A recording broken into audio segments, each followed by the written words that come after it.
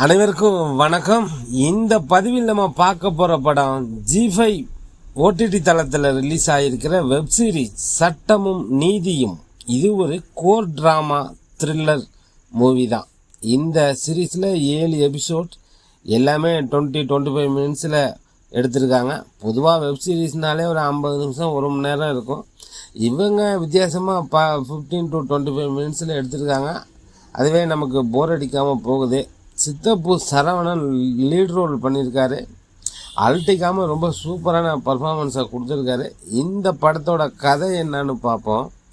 சரவணன் சுந்தரமூர்த்திங்கிற பேரில் ஒரு வக்கீலாக இருக்கார். அவர் ஒரு கேஸை எடுத்து நடத்துகிறாரு. அது என்னன்னா, போலீஸ் ஒருத்தன் மேலே பொய்யா கேஸ் போடுறாங்க. அதுவும் கொலை கேஸு. அவன் குற்றவாளி கிடையாதுன்னு சுந்தரமூர்த்திக்கு தெரியும். அதனால் அவனுக்காக வாதாடுறாரு. ஆனால் அவனை காப்பாற்ற முடியல. அவனுக்கு தண்டனை கிடைச்சிடுது. அவன் ரொம்ப ஃபீல் பண்ணுறான். தன்னோட அம்மாவையும் தங்கச்சியும் இனிமேல் யார் பார்த்துப்பாங்க, இனிமேல் அவ்வளோதான் இல்லை. வருத்தப்பட்டு சுந்தரமூர்த்தி கவலைப்படாத, மேல்முறையீடு பண்ணலான்னு சொல்ல, வேணாம் சார், எங்கள் அம்மா ஏற்கனவே நிறைய கடன் வாங்கியிருக்காங்க, மேல்முறையீடுனா இன்னும் எவ்வளோ செலவாகும், விட்டுருங்கன்னு இவர்கிட்ட சொல்லிட்டு போகிறான். போனவன் மாடியிலேருந்து கீழே குதித்து தற்கொலை செய்து கொண்டு செத்து போகிறான். சித்தப்பு சுந்தரமூர்த்தி அதிர்ச்சி ஆகிறாரு. இவருக்கு மனசுக்குள்ள ஒரு குற்ற உணர்வு. நம்ம சரியாக வாதாடி இருந்தால் இவன் செத்துருக்க மாட்டான், நம்மளோட தோல்வி தான் ஒரு உயிர் போயிட்டு, இனிமேல் எந்த கேஸும் வேணான்னு ஹைகோர்ட் வாசலில் சின்ன ஹெல்ப் பண்ணுறது, மனு எழுதி கொடுக்கறது, ஏதாவது கேஸ் வந்தாலும் அதை வேறு வக்கீலுக்கு அனுப்பி வைக்கிறாரு. இப்படியே 20 வருஷம் போயிடுது. கோர்ட்டு உள்ளே கூட போகிறதில்ல. வாசலில் மரத்தடியோட இவர் வேலை முடியுது.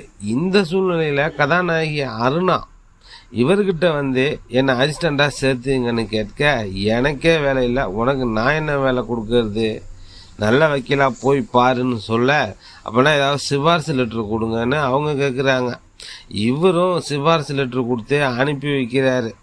அருணாவும் இவர் கொடுத்த சிபாரிசு லெட்டரை எடுத்துக்கிட்டு ஒவ்வொரு வக்கீலாக போய் பார்க்க, ஏமா அவரெல்லாம் ஒரு வக்கீலா, அந்த ஆள் கேஸ் எடுத்து நடத்தி 20 வருஷம் இருக்கும், இதில் ஒரு சிபாரிசுன்னு வேற போன்னு விரட்டி அடிக்க, திரும்ப சுந்தரமூர்த்திக்கிட்டே நீங்களே கேஸ் எடுத்து நடத்துங்க, நான் அசிஸ்டண்டாக ஒர்க் பண்ணுறேன்னு சொல்ல, நீ வேற நல்ல வக்கீலாக பார்த்து வேலைக்கு சேரு, என்னால் முடியாதுன்னு கட்டணைட்டாக சொல்லிட்டு வீட்டுக்கு போகிறாரு. வீட்டில் இவர் பையன் ஏதோ இன்ஜினியர் படிப்புக்கு அப்ளை பண்ணியிருக்கான். இவர் மகனை கூப்பிட்டு, ஏண்டா நான் ஒரு வக்கீலே, நீயும் வக்கீலுக்கு படித்தாதானே பெருமை, ஏண்டா வக்கீலுக்கு படிக்காமல் வேற ஏதோ கோர்ஸ் எடுக்கிற, பேசாமல் வக்கீல் படிப்புக்கு அப்ளை பண்ணுன்னு சொல்ல, அவன் உடனே வக்கீலாகி ஒன்றை மாதிரி ஒரு மொக்க வக்கீலாக இருக்க சொல்கிறியா, எனக்கு விருப்பம் இல்லை, நீ ஏதாவது கேஸ் எடுத்து நடத்துறியா, கோர்ட்டு உள்ளே தான் போறியா, என் ஃப்ரெண்ட்ஸ் எல்லாம் என்னை கிண்டல் பண்ணுறாங்க உன்னை பார்த்துன்னு ஓவராகவே ஏகுற. சுந்தரமூர்த்தியோட மனைவியும் மகளும் சமாதானம் செய்து வைக்கிறாங்க. அந்த இடத்துல சித்தப்பு சுந்தரமூர்த்தி விஸ்வரூபம் எடுக்கிறாரு. ஒரு வாரத்துக்கு முன்னாடி குப்புசாமின்னு ஒருத்தர் கோர்ட்டு வாசலில் தீ குளிச்சு செத்து போகிறாரு. அந்த வழக்கை போலீஸும் கண்டுக்காம விட, அந்த வழக்கை பொதுநல வழக்காக மனு தாக்கல் செய்கிறாரு சுந்தரமூர்த்தி. கதாநாயகி அருணாவையும் அசிஸ்டண்டாக சேர்த்துக்கிறாரு. அந்த கேஸை நீதிமன்றம் விசாரிக்கிறத வழக்கை எடுத்துக்குது.